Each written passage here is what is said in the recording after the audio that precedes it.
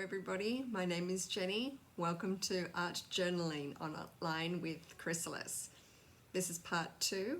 Last time in part 1 we talked about, first of all, tearing some paper and pasting our paper into our art journals. This is what we did last time, and as you can see I've got lots of writing here. I really liked this because it said rejoice in the hope. And we were talking about how difficult it is to be stuck indoors all the time, not socializing, and maybe feeling quite a bit isolated, maybe even bored, being surrounded in the same surroundings constantly, and not being able to go out and come to Chrysalis and be active and involved in the activities there.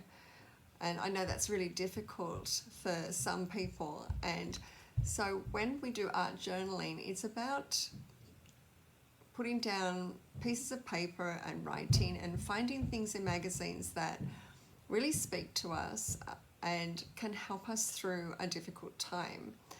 So when I was finding pieces of paper in the magazine, I found this page in a magazine, and it says the word hope. And I found that this page was also kind of dark compared to this paper that I found, which is wrapping paper, which is very, very colourful. And so I was talking last time about moving our focus from feeling depressed and isolated to thinking about what we can do with our time while we're inside the house and how we can turn something difficult into something positive.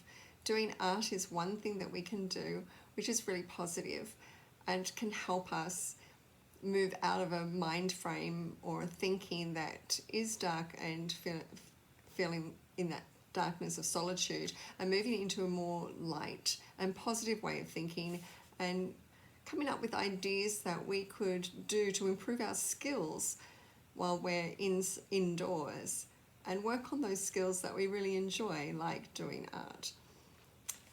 So today we'll be focusing on painting our page and using sponges to do that. So I found these sponges. I bought them from the dollar store. You can buy a pack for $1.50, or you might even have some sponges under your sink that you can use.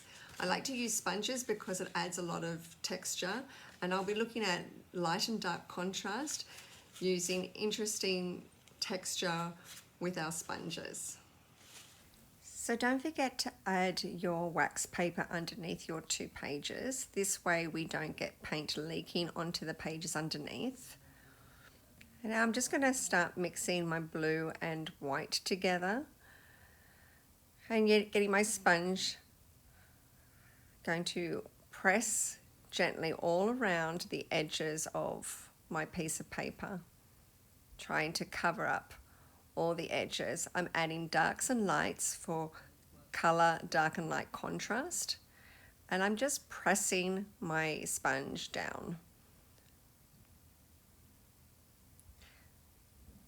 Adding some white as well for light and dark contrast, and a bit of dark blue and light blue and white, just pressing all around the edges of my paper. I've got some really dark colours to add lots of contrast, which always makes our page look really interesting.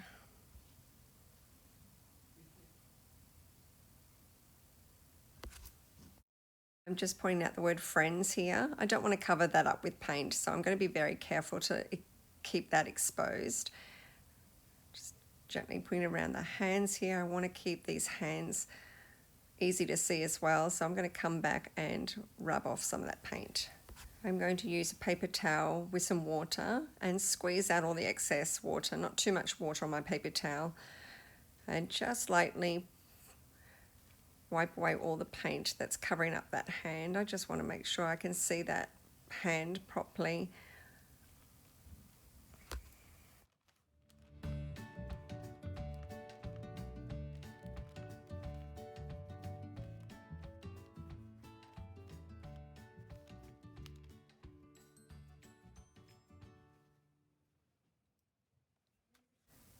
I'm just going to mix up some yellow and white here.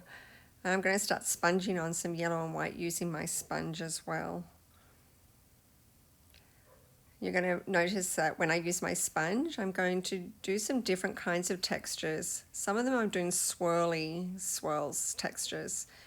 I'm using the yellow on this side too, where on the bright side of the page, nice and bright. I'm coming in here, I'm just going to demonstrate how there are different ways of sponging on paint. You can just dab like this. You can do some swiping motions too to create a different look and texture.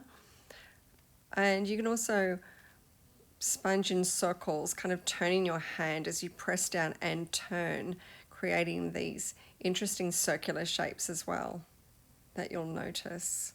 So play around and have some fun. This is your time to explore and just experiment.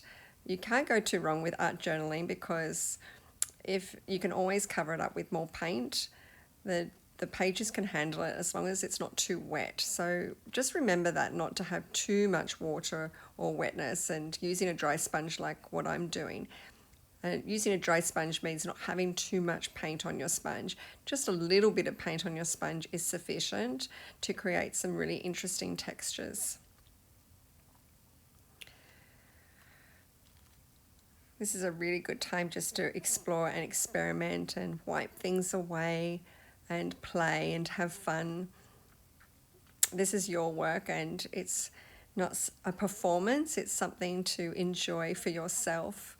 It's very satisfying to be able to just explore and experiment without the pressure of performing or having a final product that's so fantastic. Just having fun, which is really good for the soul. And so this is what our final 2 pages looks like. It's not too hard and it's a lot of fun.